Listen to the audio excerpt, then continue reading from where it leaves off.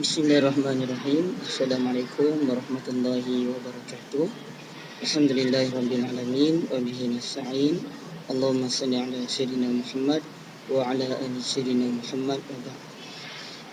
Yang saya kasihi Fadil Ustaz Syed Faiz sebagai pengasas kepada e-Usrah serta semua sahabat e-Usrah, penonton-penonton yang dirahmati Allah sekalian. Alhamdulillah, kita bersyukur kepada Allah yang telah memberikan kita kekuatan untuk meneruskan dakwah di muka bumi Allah ini. Semoga Allah Subhanahu Wa Taala akan meneruskan kekuatan ini, memberikan kita semangat dan keazaman untuk meneruskan gerak kerja Islam dalam bulan Ramadan sehinggalah kita bertemu dengan Allah Subhanahu Wa Taala kelak. Saya pertamanya mengucapkan jutaan terima kasih pada pihak penganjur, pihak penerbit yang telah memberikan ruang yang baik pada saya untuk berkongsi dengan sahabat-sahabat e-Usrah yang dirahmati Allah sekalian. Sahabat-sahabat yang dirahmati Allah, apabila tiba sahaja bulan Ramadan, ramai orang kalangan kita memasang azam. Ada kalangan kita yang berazam biasanya untuk menghabiskan 30 juzuk Al-Quran. Ada kalangan kita yang berazam bulan Ramadan nanti saya tidak akan meninggalkan salat tahajud pada setiap malam. Ada kalangan kita yang berazam dalam bulan Ramadan nanti saya nak mengerjakan salat duha dan tidak akan meninggalkannya. Macam-macam azam yang dipegang oleh kita. Tidak kurang juga ada yang berazam ingin meninggalkan tabiat-tabiat buruk seperti merokok dan sebagainya. Adapun saya berharap di peringkat Ustaz Syed sebagai penganjur kepada e-Usrah akan mempunyai satu azam yang baik, iaitu untuk meneruskan e-Usrah ini dan mempertingkatkan kualitinya dalam bulan Ramadan nanti. Saya ingin berkongsi dengan sahabat-sahabat sekalian suatu kisah yang berlaku kepada Al-Imam Syafi'i, antara Imam Syafi'i, Imam Ahmad dan putrinya, sebagai gambaran kepada kita bahawasanya ibadah ini luas. Janganlah disempitkan kepada sembahyang, baca Al-Quran, puasa begitu sahaja. Sebaliknya ibadah ini luas. Maka barang siapa yang cerdik dalam beribadah akan mendapat keuntungan yang lumayan. Mungkin amalan mereka sedikit dan biasa, tapi pahala bagi mereka adalah sangat banyak. Manakala bagi sesetengah orang yang lain pula, mungkin amalan mereka banyak, jasad mereka penat kerana beribadah, tetapi pahala mereka hanya sedikit. Baik, sidang penonton sekalian, Al-Imam Ahmad bin Hanbal memuji gurunya Imam Syafi'i di hadapan putrinya. Putrinya juga merupakan seorang yang alim dan juga salihah. Maka putrinya bertanya, meminta kepada ayahnya Imam Ahmad, "Ayah, kalau ayah kata Imam Syafi'i itu orang yang hebat, orang yang alim, punya ilmu yang sangat melangit, apa kata kalau ayah ajak guru ayah itu datang ke rumah kita, saya nak belajar daripada dia secara langsung. Saya nak tengok bagaimana budi pekertinya, ilmu dia, akhlak dia, amalan dia. Bolehkah ya?"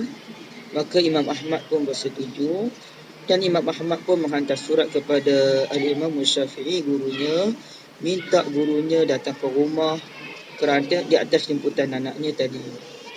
Sidang penonton yang dirahmati Allah, bila Imam Syafi'i duduk di rumah Imam Ahmad dalam sehari lebih, berlaku tiga perkara pelik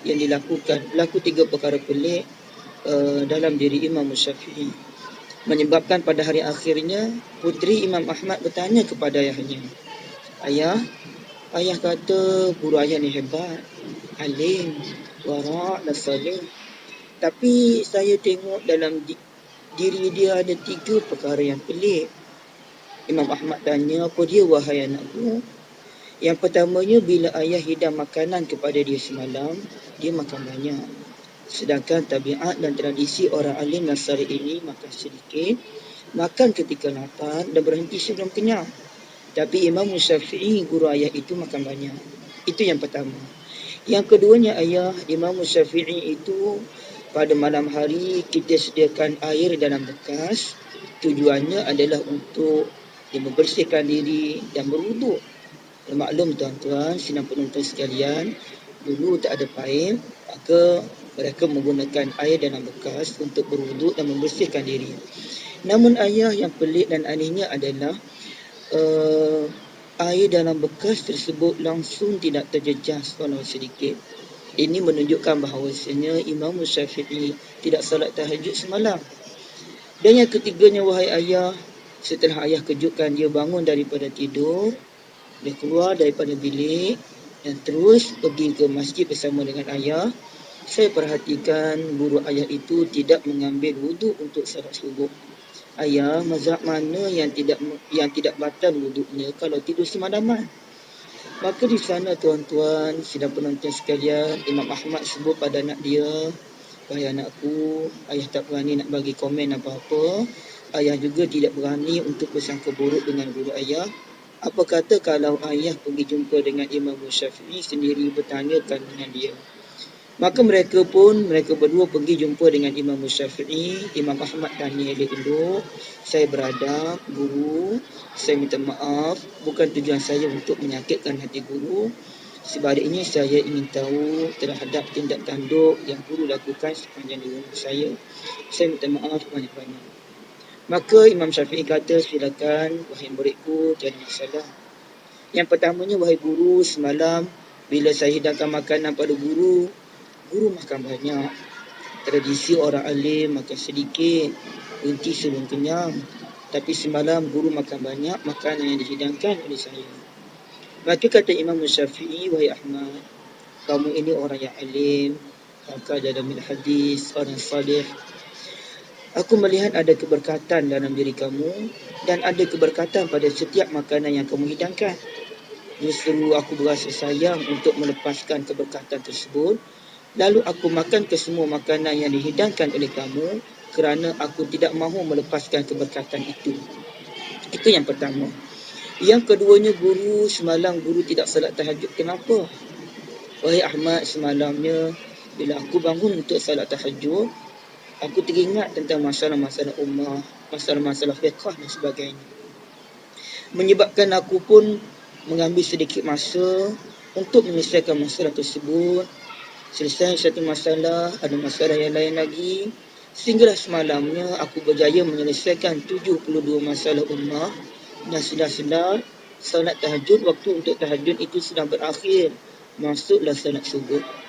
Yang ketiganya, wahai guru, kenapa guru tidak mengambil wuduk apabila mengerjakan salat subuh tadi?